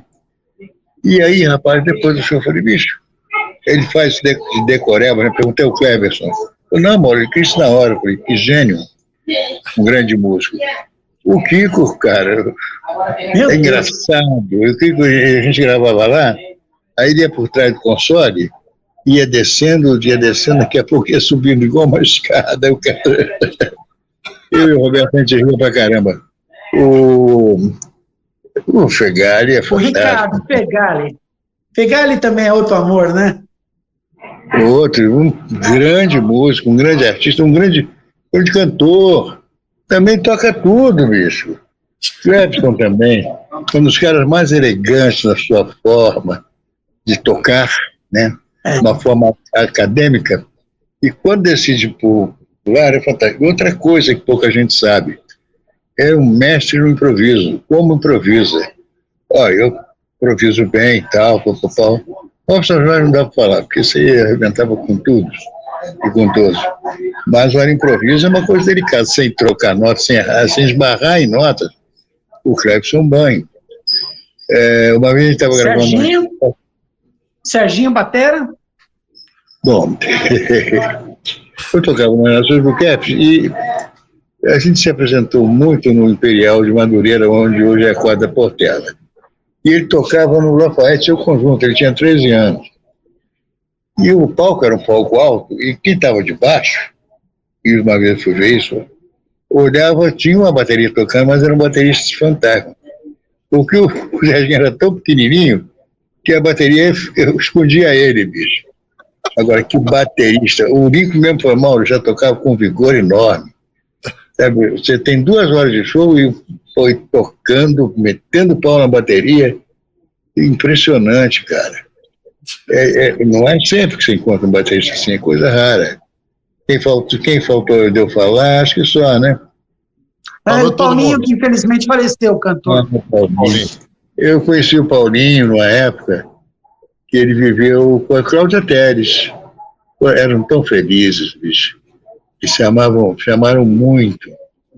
Falar em Cláudia Teres, bicho, a vida no meio artístico, posso contar? Pode. É muito triste mesmo. Ela foi internada no Hospital Raul Gazola, eu fui vê-la. Ela estava bem, não estava mal. Me reconheceu, estava de olhos fechados, depois abriu, deu um beijo nela. Fiquei ali. Fui embora. No dia seguinte eu voltei, ela não estava bem. Estava com meu filho, Robertinho. Aí eu perguntei à enfermeira, como é que ela está? Ela disse, olha, ela ontem tocou até violão aqui pra gente, foi uma festa, uma alegria. Então ela está bem, não, Mauro, não está com problema sério, cardíaco. Mas não dá para transplantar? Eu falei, não sei, eu não sou médico, tá? Acabou que eu não sei até hoje por que ela morreu, embora saiba que foi um negócio do coração. Para não alongar muito a história, durante o tempo que ela esteve internada, só 2 pessoas do meio artístico visitaram a Cláudia Teres. Foram 2, eu e a Jane do Boca, mais ninguém, Jane do Boca. No dia do férias, eu fiquei lá há pouco tempo, que eu vi aquela mulher que me deu tanto sucesso, minha amiga, eu frequentei a casa dela junto com o pessoal do Azimuth, Mamão Alexandre, o Zé Roberto quase que não ia. A rainha do estrogonofe, a rainha das facas. Eu não via tanto lá da Claudinha, quando ela estivesse fazendo churrasco, ela falava igual italiano, e varejando aquela faca quase em cima da gente. Daqui a pouco cortava até qualquer coisa da gente, é verdade. E aí, cheguei lá, olhei, bicho, só tínhamos eu, meu artista, e o nome dela não é Isis Oliveira. Não, Jânio não estava. Não tinha ninguém, só tínhamos eu e... Como é que é o nome dela? Aquela que cantou a música das missas. Brasileiro, ararara, ararara. Como é o nome dessa artista? Essa eu não lembro. Também não. De Oliveira. Depois que, sério, pra gente não perder tempo aqui, você vê direitinho. Tá bom. Tomei um café com ela e tal. Não tinha mais ninguém, bicho. Ninguém. Nem Mas, Mauro, você sabe o que acontece, Mauro? Esse negócio dos artistas, infelizmente, quando eles não estão mais na mídia, cai no esquecimento, a imprensa não divulga, coisa fica... É muito triste isso, né? Você está falando isso, eu estou lembrando do Antônio Marcos, porque o Antônio Marcos, eu me lembro quando eu entrei, nós íamos fazer uma temporada aí em Alagoas, Sergipe, e ele já não era mais um sucesso, e entramos no avião, estava o Lima Duarte, que tinha sido sogro dele, o ator maravilhoso, e eu me lembro que as pessoas vinham pedir autógrafo para o Lima Duarte, e não pedia para o Antônio Marcos, que até o próprio Lima virou e falou, gente, esse aqui é o poeta Antônio Marcos. Aí algumas pessoas, Antônio Marcos, então você também me dá um autógrafo? Tá? E isso, se o artista não tiver preparado, é complicado. E se mesmo se ele estiver preparado, tudo bem, passa batido, mas se não tiver, é complicado. E eu vi muito isso com muito artista, que cai no esquecimento, em todo sentido, é muito triste isso, né? Por exemplo, duas cerimônias de enterro, eu não vou nem falar essas palavras, mas para as pessoas do povo saber. No dia do enterro do Lafayette, tinham 5 pessoas. Eu, o Júnior, que trabalhou muitos anos com o Agnaldo Timóteo, foi um tipo que faz tudo. A Verinha, irmã do Agnaldo Timóteo, tem histórias engraçadinhas com ela, mas vamos para lá. Vamos seguir. O Sorrel, que é um grande sonoplasta, fez o Jô Soares muitos anos. E a esposa do Sorrel, mais ninguém. Não tinha uma flor, ninguém mandou uma flor. Não tinha mais ninguém, bicho. E agora no enterro da Elisângela... nós estamos falando de um dos maiores vendedores de disco. Lafayette foi um dos maiores vendedores de disco da CBS. Nossa. Eu tive a felicidade de gravar com Lafayette uma música chamada O Anjo de Cada Um, que eu fiz com o Antônio Marcos, gravado pelo Lafayette. Um dos maiores vendedores de disco. Eu produzi de discos do Lafayette. Agora, Mauro, você conta essa história. Eu só contar a história da Elisângela. A Elisângela estava morando aqui em Guapimirim, e uma vez eu encontrei com ela na padaria, e identifiquei, ela nem me olhou. Falei, tá bom. Aí encontrei com ela outra vez, mesma coisa. Ela pegou o ônibus aqui na praça e foi embora, desceu. Bom, seja lá o que for, ela estava com problema de depressão, não conseguiu superar a situação da filha que era homossexual, e o pior é que no meio dessa confusão toda, ela perdeu a única neta que ela tinha, ou o neto. No dia do enterro da Elisângela, não foi uma pessoa, cara. Não foi. Não foi. Não foi. Só o Boni mandou uma coroa de flores e alguém da TV Globo mandou uma rosa. E acabou. É tudo muito triste, né? É triste. É triste. Uma pergunta que eu faço para vocês que são artistas. Quando você falou da Elisângela agora, eu me lembrei de um episódio. Quem está para contar histórias aqui são vocês, claro, mas me permita. Eu, quando estava começando em rádio, 1979, por aí, eu trabalhava na antiga radiodifusora, Tupi Difusora, aqui em São Paulo, no Sumaré. E eu trabalhava na discoteca. E, na época, a Elisângela era uma atriz conceituada na Globo e ela lançou aquele compacto, uma música Pertinho de Você. Eu não sei se vocês... Hugo Belardi. Sim, a música do Hugo Belardi. Hugo Belardi. Olha a enciclopédia que é o Antônio Luiz, ele sabe o compositor e tudo. E eu, na época, eu andava com um livro sobre... falar em público, essas coisas que eu gostava muito de ler a respeito. E daí eu peguei o livro e ela deu um autógrafo nesse livro. Então, um carinho muito grande que eu sempre tive pela Elisângela. Agora, por que vocês acham que isso acontece com o artista, hein? Dele ser meio que esquecido num momento como esse, porque é muito triste, é muito dolorido tudo isso, né? Aqui se... Eu acho que hoje é tudo imediatismo, né? Imediatismo, é tudo... Primeiro porque os artistas hoje em dia não dá tempo de ter carreira. Os caras vêm, cantam, estouram uma música, de repente aparece 30 igual, os 30 iguais também começam a fazer sucesso, entendeu? E é tudo muito rápido. Você vê, aparecia um MC. Quantos MC não tem hoje? Eu acho que hoje tem... Eu não estou falando detalhes de tipo de música, eu estou falando do imediatismo. As pessoas vão... Perfeito. Sabe? Foi igual quando o Mauro citou o Paulo Sérgio no começo, que lembrava o Roberto Carlos. Eu lembro que apareciam uns 30 imitando o Roberto Carlos. É claro que os caras não vinham, porque... Então é tudo muito, sabe? Verdade. Ninguém cria mais carreira, amigão. Você vê hoje em dia, quem foram os artistas que criaram carreira? Você fala assim, esse cara está com 10 anos com uma carreira brilhante. Você não vê, não tem, porque não tem, mudou tudo. Né? Eu penso assim. Posso interromper vocês? Fala, irmão. Qual é a opinião de vocês? Qual é a música bonita que nós fizemos nos 10 anos, em 10 anos até hoje? Nos últimos 10 anos para cá. Toninho, a sua praia.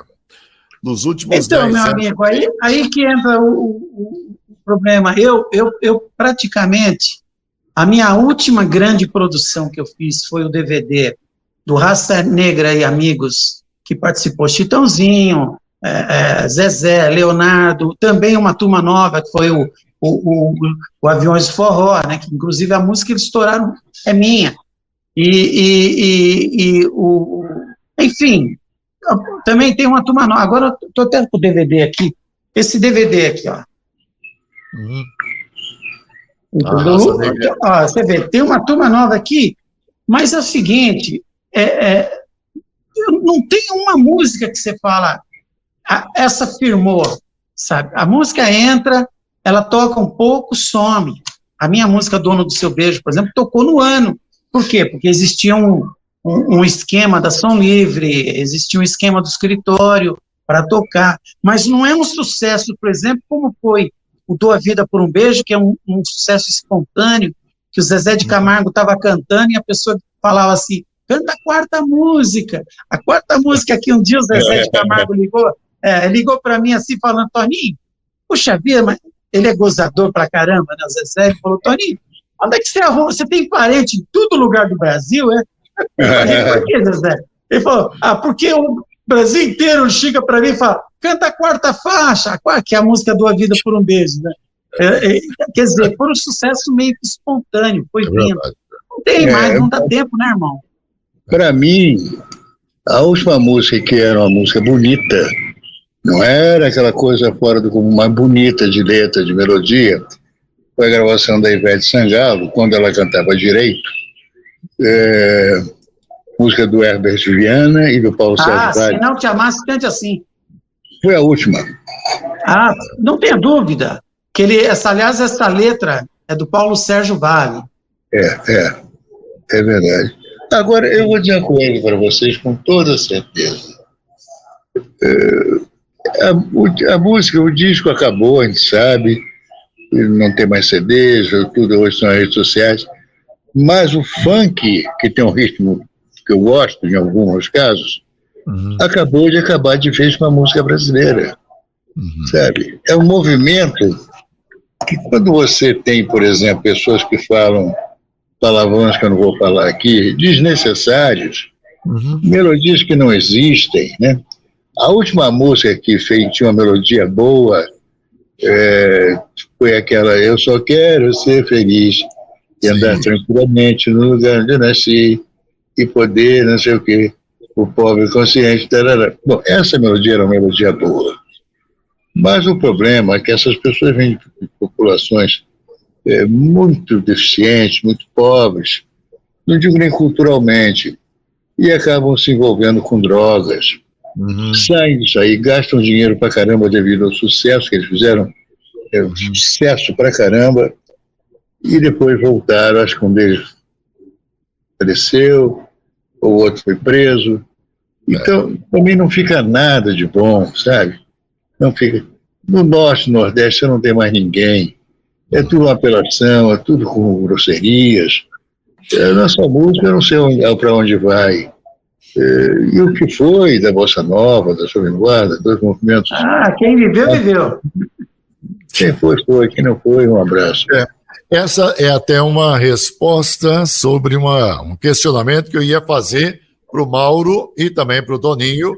Como é que vocês ouvem, como é que vocês veem a música hoje no Brasil?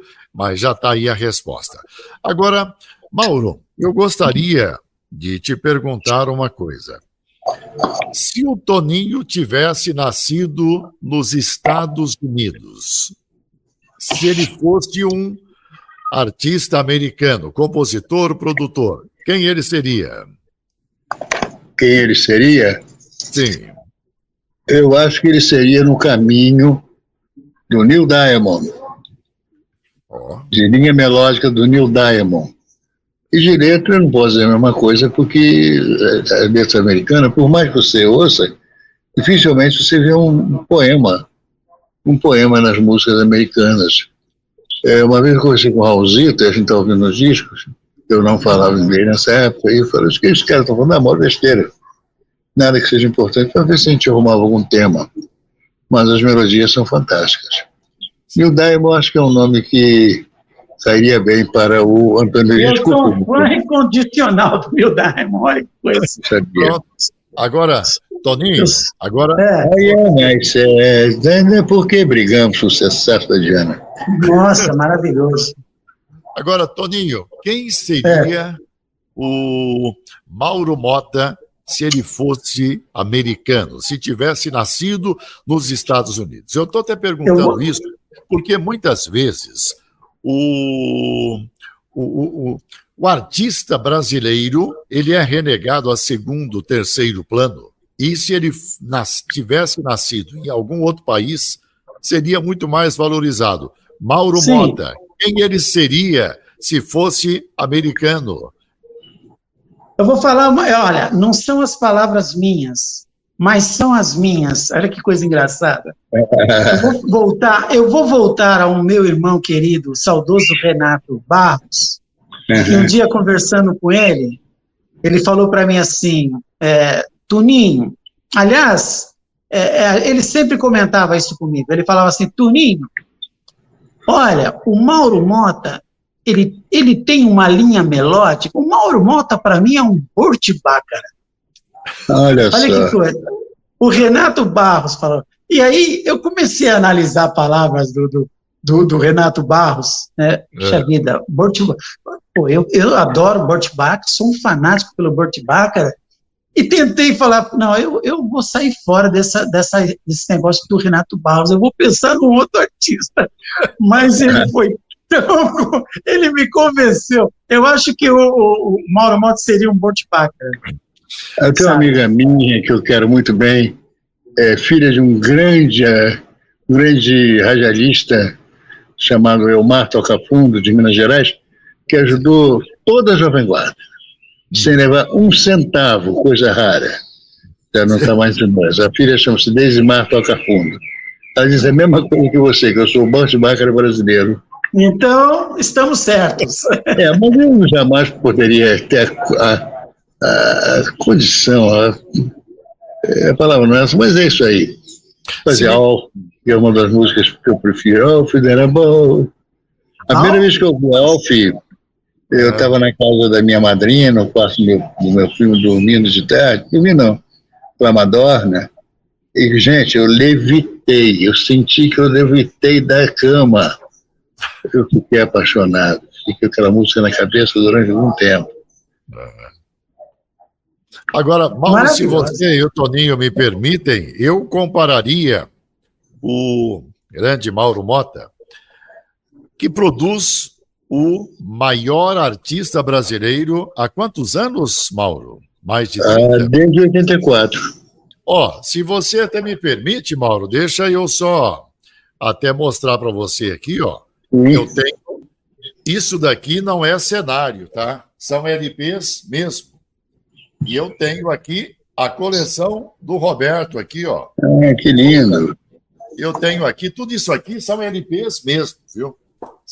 Eu não tenho, claro, uma quantidade tão grande quanto você deve ter aí, em todos os LPs aqui do Roberto, que eu vejo aqui e falo, puxa vida, olha só aqui, ó, tá aqui. Todos eles aqui estão assinados aqui por Mauro Mota. Então, ó, tem aqui a coleção completa do Rei Roberto e você produz desde 84, então, que você produz todos os LPs e CDs do Roberto. Então, aqui no exterior, né?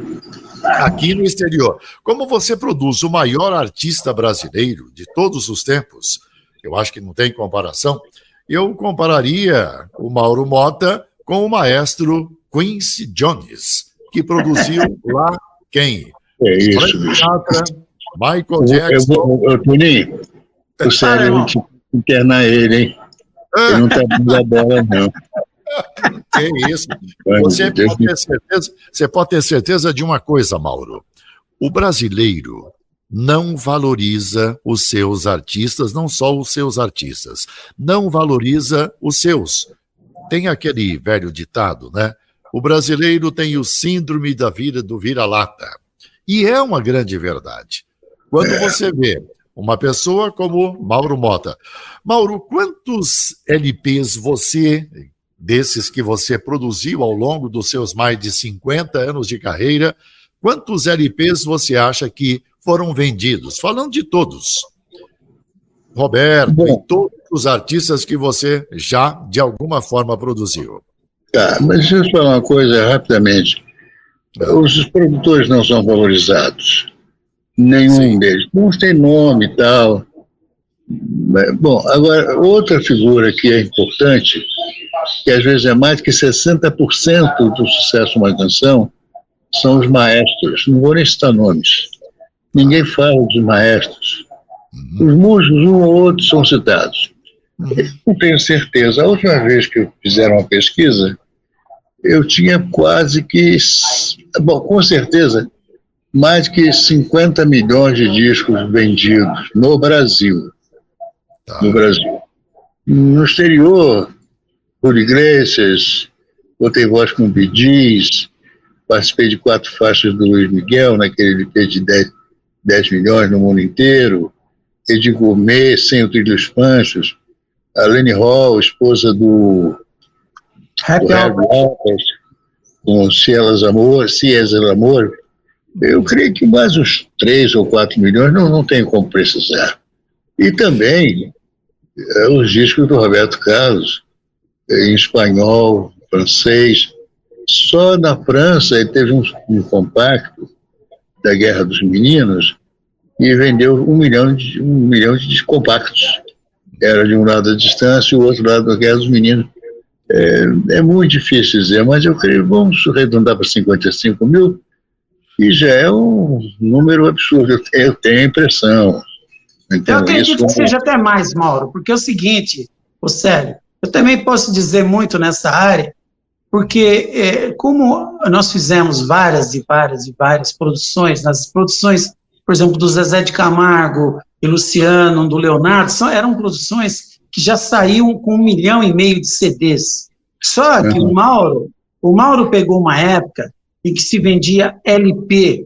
Os LPs, existia caixa 2, então eles precisavam, a fábrica prensava X e vendia Y. Então, se você for colocar na ponta, isso inclusive o autor era muito prejudicado, não dá para ter um parâmetro de vender 200 milhões ou 500 milhões, porque isso aí é igual o direito autoral, nunca ninguém sabe o que é o certo. Eu penso assim. O Rick Ruggieri, que era meu irmão, meu amigo, se tornou meu amigo depois de tantos anos gravando junto com o Roberto, gravou o Elvis Presley. Ele dizia que a presença do Elvis era tão forte que ele pressentia quando o Elvis estava chegando e nunca tinha errado. E outras coisas mais, gravou com um monte de gente, Doobie Brothers, Michael McDonald, enfim. Uma vez ele fez uma pesquisa, não sei como, lá nos Estados Unidos é tudo muito fácil, né? Naquela época era fácil, que eu tinha sido um produtor que tivesse um recorde, eu fico até com vergonha de falar isso, que teria sido o produtor com mais vendas de disco, nem o Quincy Jones, nem o produtor dos Beatles, né? eu esqueci o nome. George Martin. Aí eu falei, poxa, mas Thriller vendeu 35 mil, Beatles vendeu mais de 100 milhões. Ele falou, Mauro, mas a sua durabilidade como produtor persiste até hoje, naquela época, né? Resumo, eu não sei se corresponde à verdade. Agora, Célio, foi muito importante o que ele falou.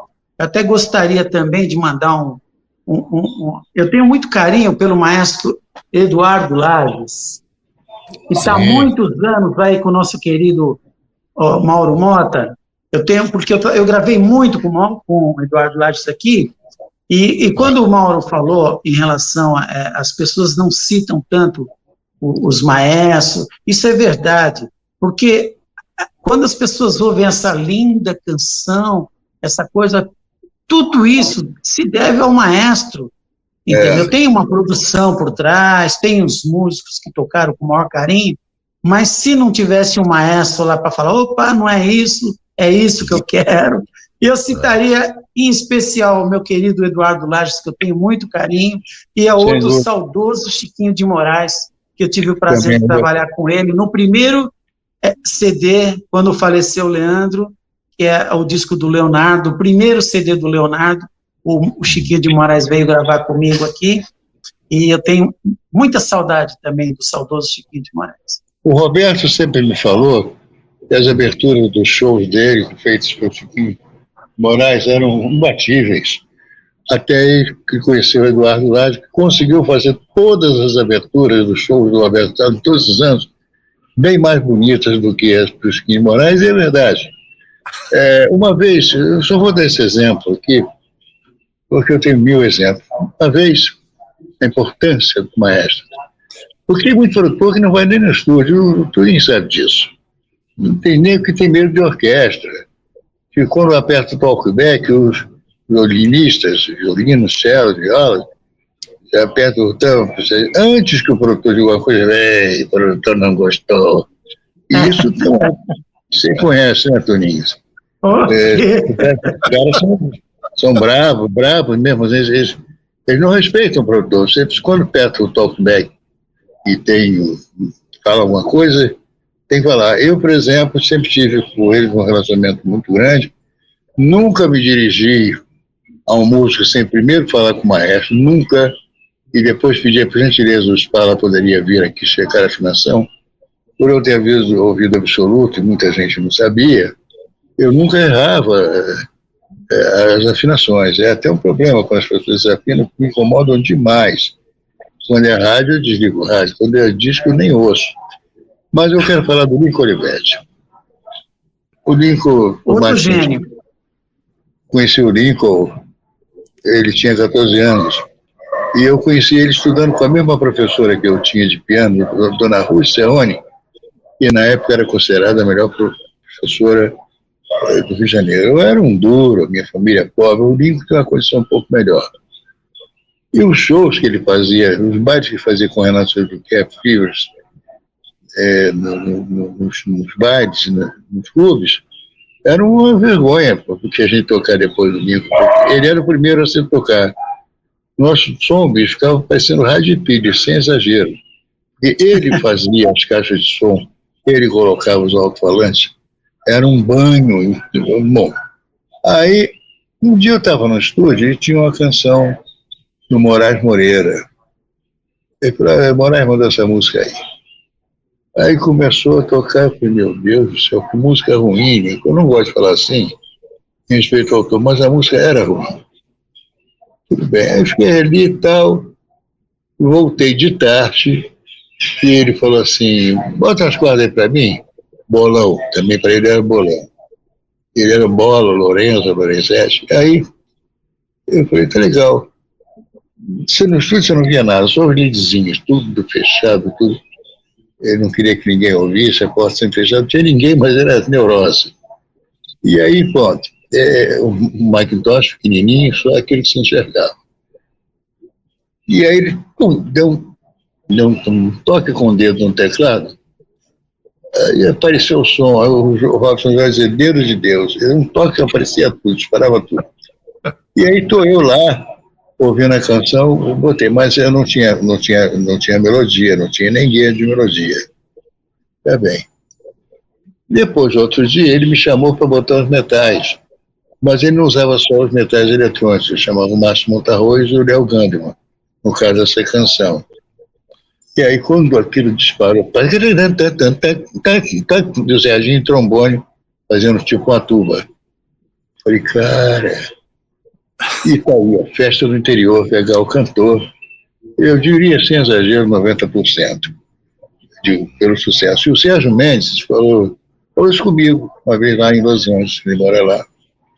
Falou, Mauro, eu não vou tirar nada do arranjo do Nico Olivetti, porque isso é uma obra-prima. Eu falei, e tá aí o Sérgio Mendes, quem quiser ouvir, exatamente igual. Então, bicho, por tudo que eu vi, e atesto com toda a dignidade da minha palavra, se por acaso não fosse o Nico Olivetti, essa música não seria sucesso. Porque até a melodia tinha coisas assim meio quebradas de compasso, isso é normal, mas tinha muita coisa. O Moraes era músico? Mas não quer dizer nada. Às vezes o cara é músico, meio, sei como é que é, ele não é tanto assim. Não, perfeito. Olha, ouvindo uma lição dessa do Mauro Mota, hein, Toninho? O que dizer, rapaz? Claro. Não, sabe o que acontece no estúdio?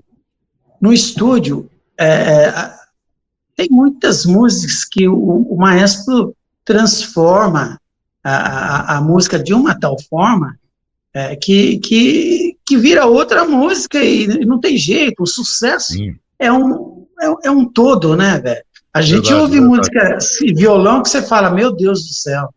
Mas aí vai do feeling, vai do sentimento do artista sacar o que o compositor está fazendo, entendeu? E aí o maestro dá o corpo para a música. Aí fica tudo quando a música é boa, basta um violão e voz. Se a música não for boa, você pode gravar com uma orquestra sinfônica e não vai acontecer nada. Eu me lembrei de uma outra coisa. Eu estava gravando com o Balão Mágico a música Ursinho Pimpão. Chamei o Chiquinho, então era um arranjo simples. E o Chiquinho fez o arranjo, tocamos, bicho, um horror, um pavor. Eu falei, caramba. Aí o Chiquinho também chegou até a chorar no estúdio ali entre a gente. Falei, Mauro, que coisa horrorosa. Eu falei, mas tá pavorosa.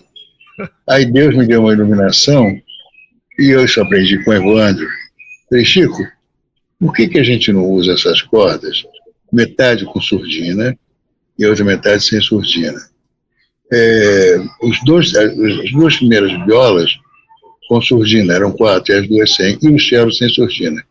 Ele foi, bicho, virou uma coisa mágica, ficou lindo, foi aquela coisa de sonho, como vocês ouvem nos arranjos do Klaus Ogman, também os arranjos foram feitos pelo Nat King Cole, para o Nat King Cole, esqueci o nome, perdoável, do maestro que fazia para o Nat King Cole.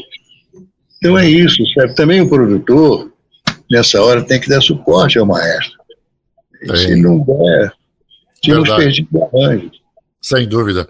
Bom, eu tenho mais um monte de perguntas para fazer para o Mauro e também para o Toninho, mas devido ao tempo já da nossa gravação aqui.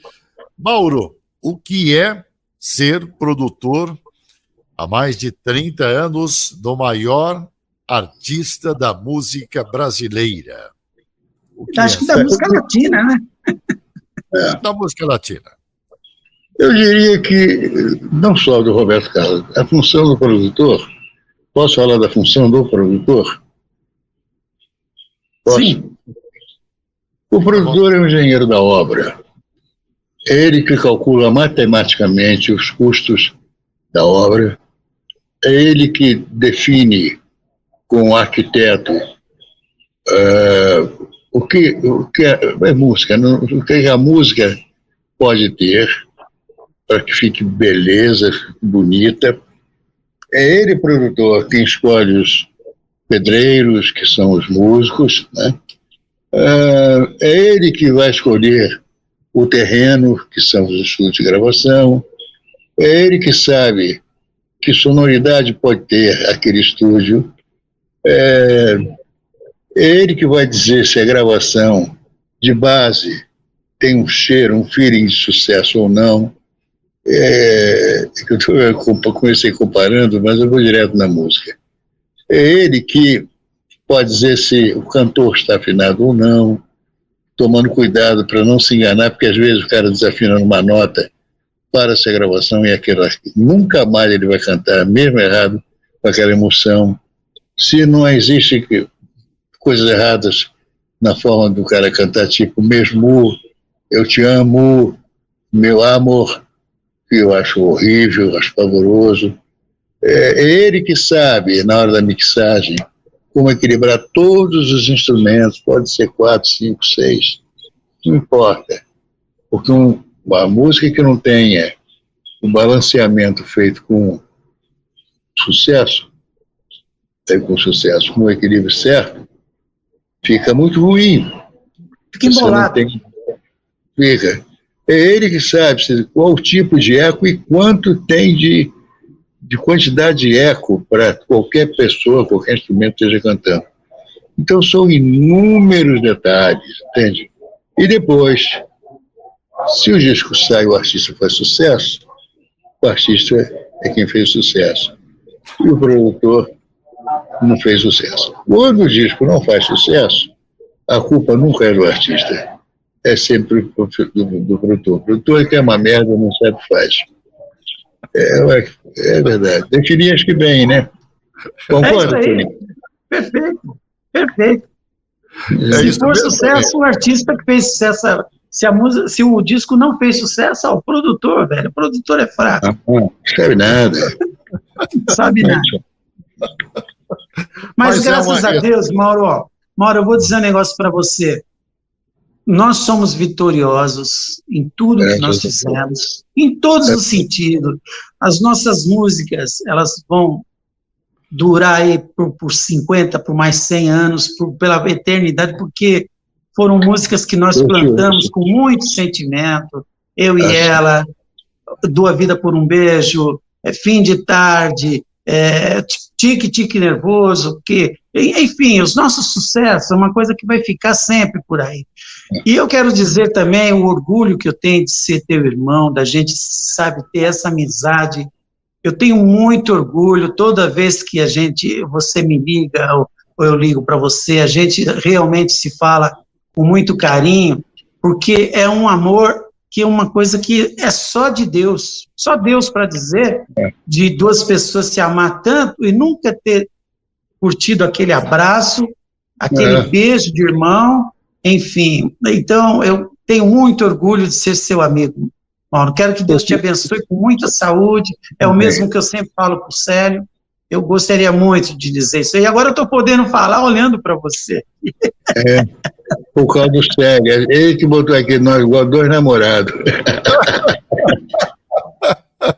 E eu ainda vou promover esse encontro pessoalmente entre vocês dois aí, viu? Agora, Célio, queria te fazer uma pergunta. Você fará outras gravações? Faremos outras gravações mais para frente, agora eu não sei. Por favor, você fique à vontade, se você quer falar alguma outra coisa, fique à vontade, o espaço é seu pelo tempo que você quiser, Mauro. Quero agradecer a Deus. Agradecendo a Deus, eu agradeço tudo que Ele me deu na minha vida. Agradecer ao Evandro Ribeiro. Foi um pai, para mim e para muita gente. Eu teria muita coisa para contar do Evandro, me passam pela cabeça. Mas, tá bom. Agradecer ao Antônio Luiz por ser um irmão totalmente especial. Agradecer a você por me dar essa chance de poder entrar em contato com o Antônio Luiz, de agora conhecê-lo, né, pessoalmente, não deixa de ser, e também de ter feito de você um novo irmão, que já é como eu te considero. Eu acho que é só isso aí. Muito obrigado, rapaz. Saiba que para mim está sendo um privilégio muito grande, ao mesmo tempo que eu estou promovendo esse encontro entre você e o Antônio Luiz. O Antônio Luiz agora me fez conhecer um novo irmão que a vida me dá. Então, não é um irmão de sangue, mas é um irmão de coração a partir de agora. Sempre admirei o seu trabalho e agora admiro você como pessoa, como uma pessoa realmente amiga, como irmão. Eu só tenho que agradecer. Uma coisa que eu vou te falar do fundo do meu coração. Você fala de mim como se você me conhecesse e conhece. Eu não me vejo assim, eu fico pensando, será que a pessoa X me conhece? E isso para mim é sempre uma surpresa. Olha, por Deus do céu, da luz divina, eu fico assim sem saber o que dizer. Bom, mas eu estou falando no caso das pessoas que não é o caso do Antônio Luiz, que a gente se conhecia e tal. Impressionante. Mas a gente agradece a Deus por estar do seu lado nesse momento, conhecendo você a partir de agora. E um detalhe, semana que vem eu vou até o Rio de Janeiro.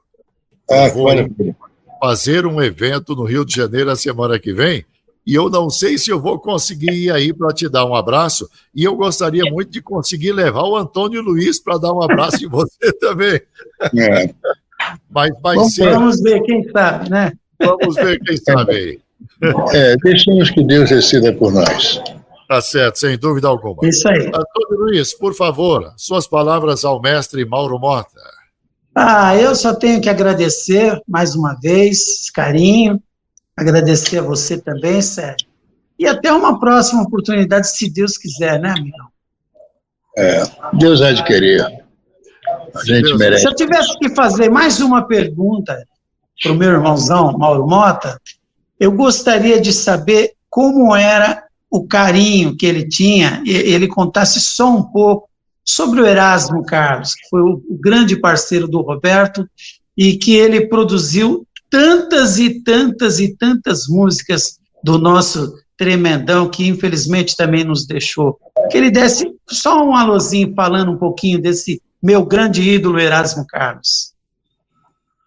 O Erasmo tinha uma característica de perfil e personalidade, que onde ele estava tinha uma paz incrível, era um gigante gentil e muito engraçado. Muitas das coisas que o Roberto fez em letra, o Erasmo fazia, por exemplo, não sei o que, ilegal, imoral, engodo, isso é a cara do Erasmo. Mesmo que não tenha sido ele induziu o Roberto a fazer, entende? O Erasmo realmente um grande artista e, enfim, o que eu posso dizer do Erasmo? Eu lamento por ele ter ido embora, sofri muito, ainda sofro até hoje. E é pena que nunca mais o Roberto e o Erasmo vão poder fazer uma canção nova, né? Quantas novas canções eles podiam estar fazendo, ainda hoje, né? É uma pena. Mas eu amava mesmo o Erasmo. Só tem boas recordações dele e coisas engraçadas. Tem coisas, inclusive, aqui tão engraçadas que eu não posso contar. Mas dá uma vontade, né? Tem coisas engraçadas. Eu falei do Mauro, viu, Mauro? Eu falei do Erasmo porque eu tive essa felicidade de produzir ele no projeto Raça Negra e Amigos. E eu fui ao Rio e ele foi muito dócil, muito carinhoso comigo. Até essa foto que está aparecendo aí foi uma foto que ele me chamou de dentro do estúdio para poder dar um beijo nele, que eu me desliguei na hora que estava rolando a gravação, que eu fiquei emocionado. Ele percebeu a minha emoção e falou assim: ô, Antônio Luiz, vem aqui, me dá um abraço aqui. E aí essa foto foi feita pelo filho dele, o Léo. Então, o pouco que eu tive com ele, eu fiquei apaixonado e além do ídolo que ele era para mim, porque às vezes a gente tem alguns ídolos e a gente acaba se decepcionando, você sabe muito bem disso. Agora esse não, eu fiquei mais apaixonado pelo artista, pelo ser humano Erasmo Carlos, por isso que eu fiz questão de perguntar nesse fim da nossa conversa aqui, para deixar registrado. A minha sugestão é o seguinte: semana que vem, quando a gente voltar a gravar, comecemos pelo Erasmo, porque eu tenho tanta coisa engraçada, boas de contar pelo Erasmo, que já vai ser uma coisa que as pessoas não sabem. Eu acho que isso é que é mais interessante, sabe? E começaria assim. Então vamos sim. Vamos sim. Mauro, mais uma vez então. Pois não, Toninho, pode falar. Muito obrigado, mas isso aí, vamos fazer na série. Volume 1, 2, 3, 4, Isso, 5. vamos. O Mauro tem uma história, cada história fantástica, e a gente vai sempre fazendo novos capítulos aí. Olha os pássaros saudando a nossa conversa. Para deixar vocês, a minha calopsita aqui, Jason, para deixar vocês com água na boca, eu só vou dizer o seguinte, eu só chamava o Erasmo de Aresmo. A próxima vez a gente vai querer saber por que Aresmo, então, depois, hein? É uma coisa engraçadíssima. Vai ter mais, muitos. Mauro, obrigado, meus irmãos. Muito obrigado de coração, que Deus te abençoe, te dê paz, saúde, felicidade. Muito obrigado pela sua gentileza, muito obrigado pelo que você representa para todos nós que vivemos. Eu não sou músico, mas como comunicador, a gente trabalha com música no dia a dia e a gente sabe da importância sua na música brasileira. Parabéns mais uma vez, que Deus continue te iluminando cada vez mais e mais, dando saúde e sabedoria. Amém. Fique em paz, amigo. Muito obrigado. Beijo, Toninho. Tchau, um beijão, irmão querido. Até mais, até a próxima. Toninho Luiz, muito obrigado mais uma vez, querido amigo, irmão. Obrigado aí pela sua gentileza mais uma vez. E até a próxima, se Deus quiser, Toninho. Eu também que agradeço. Estamos por aqui, meu irmão. Quando precisar, é só chamar. Tamo junto, Toninho. Obrigado. Aí, gente, mais um programa História do Sucesso. Hoje, mais uma vez, com o grande Mauro Mota e com Antônio Luiz, dois grandes mestres da música brasileira. Hoje você conheceu um pouco mais das histórias, das músicas e também histórias que eles viveram ao longo de suas carreiras. Logo, logo nós vamos fazer outra entrevista com Antônio Luiz, outra também com o Mauro Mota, que com certeza eles têm muito mais histórias para contar. Tá certo? Quem ainda não se inscreveu no nosso canal, por favor, inscreva-se. Célio no Ar. Toda segunda-feira, 21h, colocamos no ar uma nova entrevista com um grande artista da música brasileira. Repetindo, quem não se inscreveu, por favor, inscreva-se no nosso canal e toda segunda-feira acompanhe aqui uma nova entrevista. Tá certo? Um grande abraço, uma boa semana, que Deus te abençoe, te faça feliz e muito obrigado pela sua companhia. Até a próxima.